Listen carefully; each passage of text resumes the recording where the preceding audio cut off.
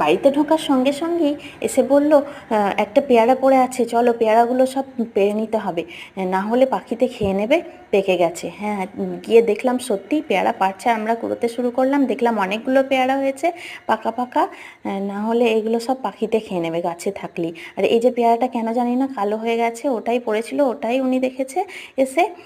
আর এই যে এগুলো আমাদের কালু সালুর খাবার। কালু সালু হলো আমাদের দুটো খরগোশ, ধাড়ি খরগোশ দুটোকে কালু সালু বলে থাকি। এই যে এটা সালু, আর কালুটা কোথায় আছে নিচে, হয়তো এর বাচ্চা হয়েছে, তাই ও বাচ্চাগুলোকে পাহারা দিচ্ছে, ওকে ডাকছে খেতে, তবুও আসছে না। আর এই সাদাটা অন্য দিক থেকে এসে গেছে, এই পেয়ারাটা কেটে দেবে। আমাদের বাড়িতে এই শাক সবজি এর বাকি অংশগুলো আর ফল কোনো কিছুই বাদ যায় না, এদেরকে দিলে এরা খেয়ে নেয়। এই যে খেয়ে নিচ্ছে।